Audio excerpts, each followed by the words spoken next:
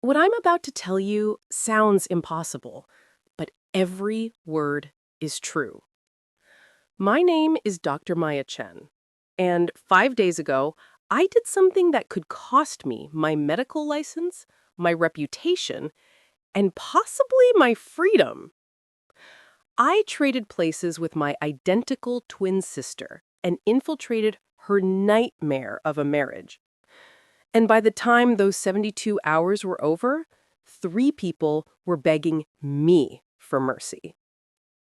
If you want to see how a cardiac surgeon took down an abusive family without throwing a single punch, stay until the end. Drop a like right now if you believe sometimes the system fails and we have to become the system. And comment your city below. I want to know how far this reaches. Let me take you back to last Thursday. I'm 35 years old, head of cardiothoracic surgery at Metropolitan Hospital. My life is operating rooms, research papers, and 14-hour shifts. I save lives for a living. I'm good at it. I'm damn good at it. But I couldn't save the one person who mattered most. My twin sister Mia and I are mirror images. Not just similar, identical. Same DNA, same voice, same laugh, same walk. Growing up in San Francisco, we used to swap classes in high school. I'd take her AP calculus exam, she'd take my French oral test. We could fool anyone. Teachers, friends, even our own parents sometimes couldn't tell us apart. After college, our paths split. I went to medical school, 8 years of hell, residency, fellowship, becoming one of the youngest female cardiac surgeons in the state. Mia became a pastry chef. She opened a small bakery in Oakland. Different worlds, different dreams. She met Robert Chen at a hospital fundraiser I dragged her to. Ironic, right? Investment banker, Stanford MBA, came from money. Old Bay Area money. His family owned half the commercial real estate in the city. He was charming, sophisticated, the kind of man who quotes literature and knows wine regions. Their wedding was at the Ritz-Carlton. 300 guests. I was maid of honor. Robert's speech made everyone cry. How Mio was his salvation, his light in the darkness. I remember thinking my sister had won the lottery. God, I was so blind. The first year, I barely saw her. She was busy with Robert's social circle, charity galas, country club dinners, trips to Napa. I was busy with surgeries, saving lives, building my career. We went from daily texts to weekly calls to silence.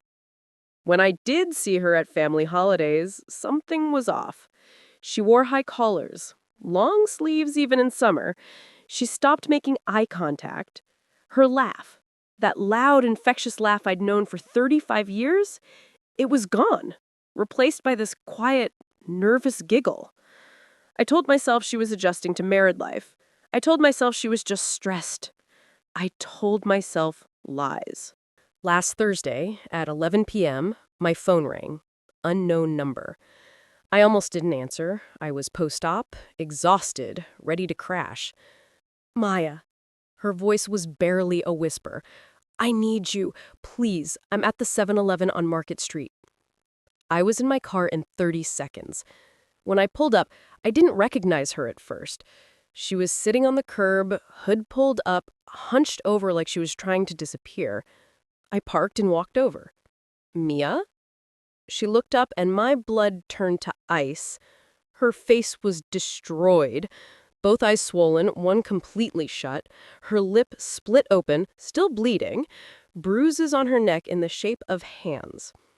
As a surgeon, I've seen trauma. I've seen car accidents, industrial injuries, gunshot wounds.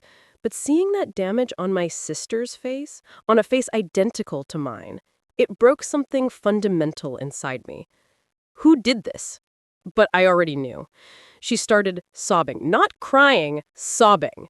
The kind of crying that comes from somewhere deep and broken. Robert, and his mother, and his brother. Maya, I can't do this anymore. But I can't leave. He said if I try to leave, he'll kill me. He said he'll make it look like an accident. And I believe him. I pulled up her sleeves. My surgeon's brain cataloged the injuries automatically, contusions and various stages of healing, indicating repeated trauma, circular burns, cigarettes, linear scars, cutting, ligature marks on her wrists. How long? 2 years. It started small, controlling, then yelling, then she couldn't finish. I made a decision in that moment, not as a doctor, as a twin. I said, give me 3 days, just 72 hours. You're going to stay at my apartment, and I'm going to go be you. Maya, no, you don't understand. I'm a surgeon, Mia. I'm trained to stay calm under pressure, to make life and death decisions in seconds, to fix things that are broken. Let me fix this. She looked at me with those damaged eyes. How?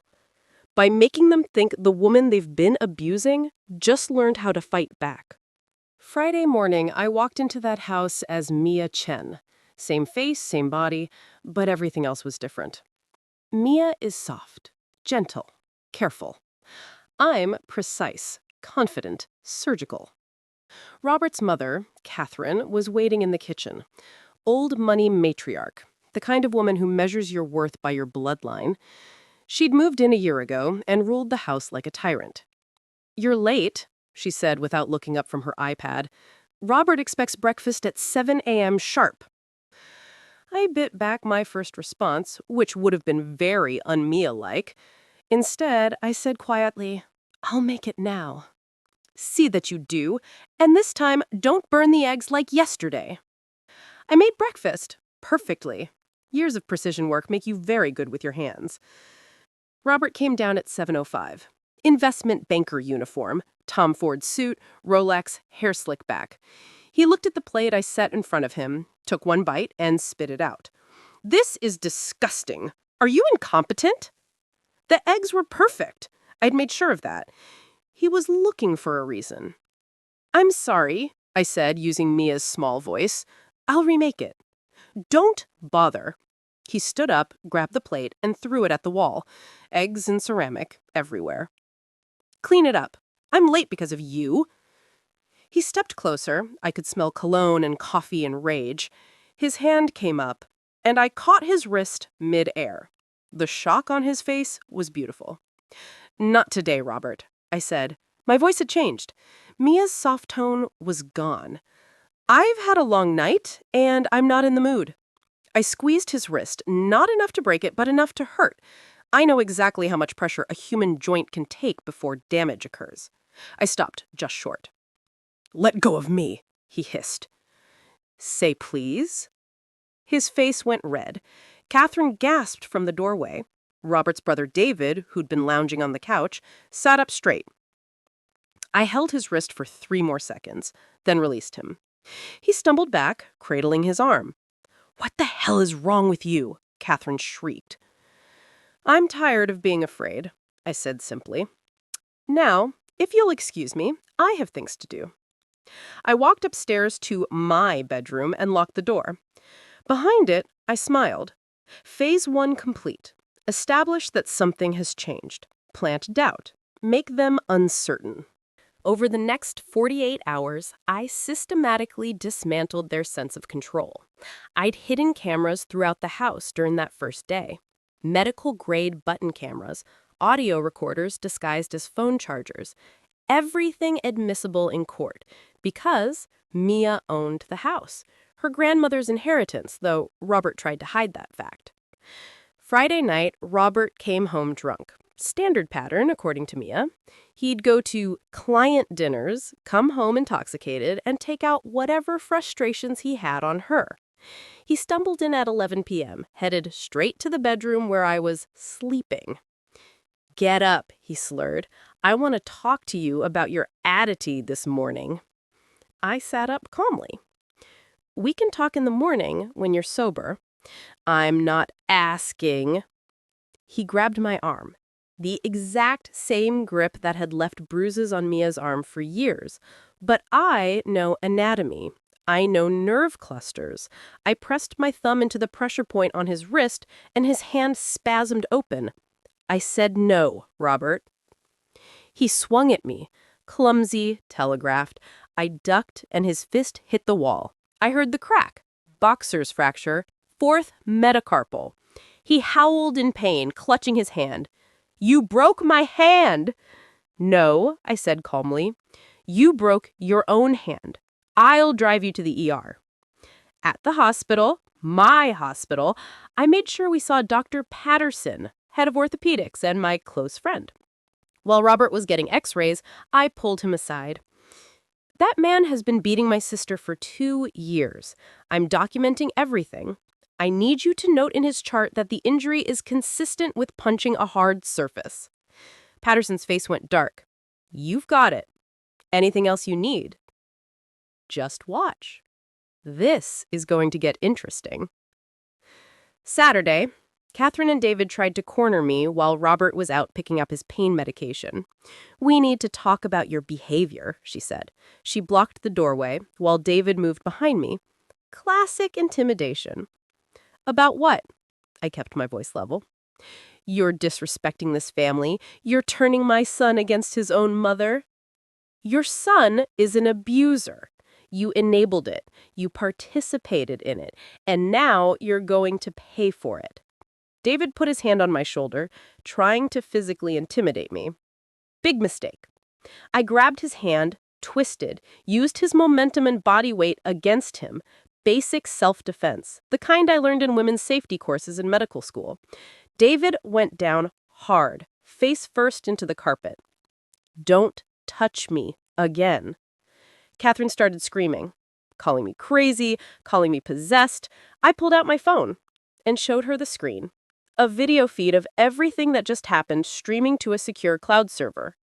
I have cameras everywhere. Every room, every conversation, every threat, every assault. 2 years of Mia's abuse and 48 hours of your crimes. Assault, conspiracy, intimidation. That's 5 to 10 years, Catherine.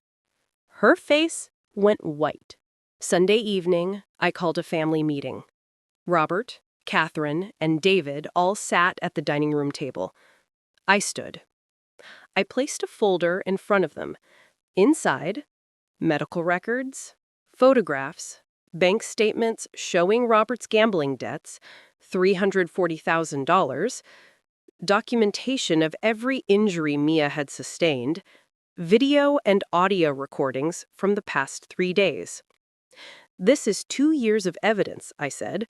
2 years of felony domestic violence, aggravated assault, battery, criminal conspiracy. Combined, you're looking at 30 to 50 years in prison.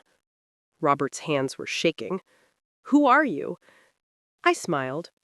"I'm Dr. Maya Chen, cardiac surgeon, and Mia's twin sister. For the past 72 hours, I've been collecting evidence against all of you." The color drained from their faces. You tricked us," David whispered. "I did. And every piece of evidence is admissible in court." Catherine started crying. "You can't do this to our family."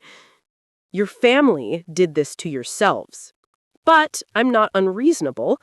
I'm going to give you 2 options." I pulled out divorce papers. Option 1. I take this evidence to the DA tomorrow.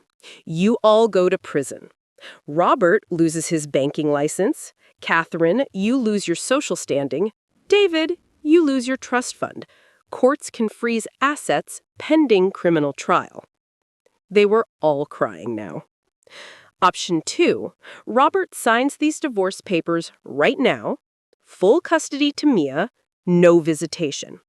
He liquidates his investment portfolio and pays $500,000 in a lump sum settlement that covers 2 years of hell plus future therapy for Mia.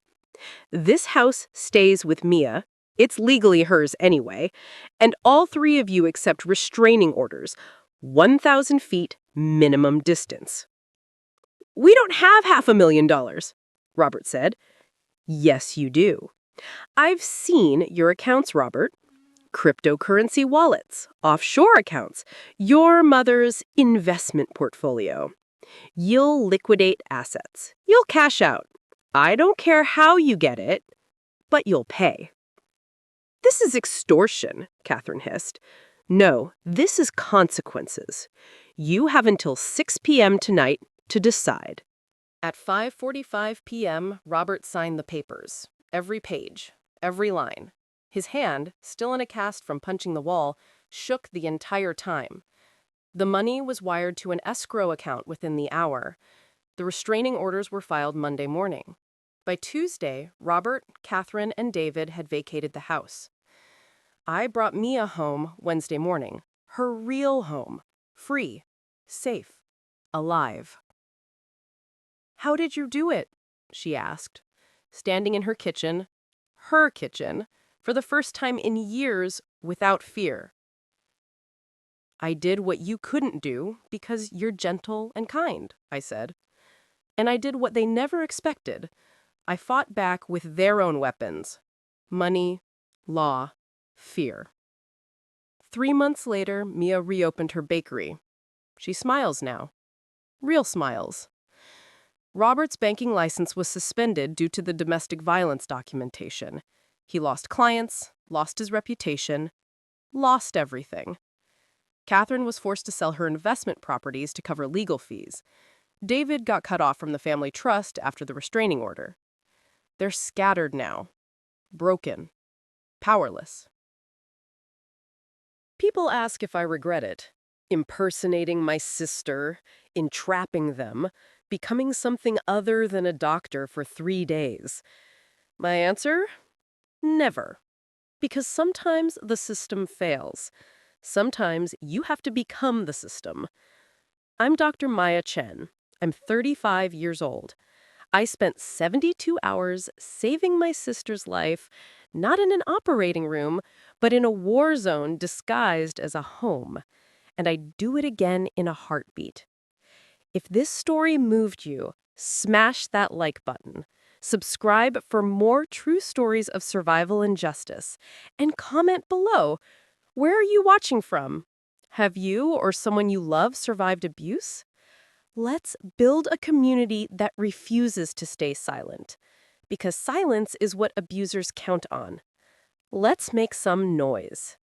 This is Dr. Maya Chen signing off. Stay strong out there. End.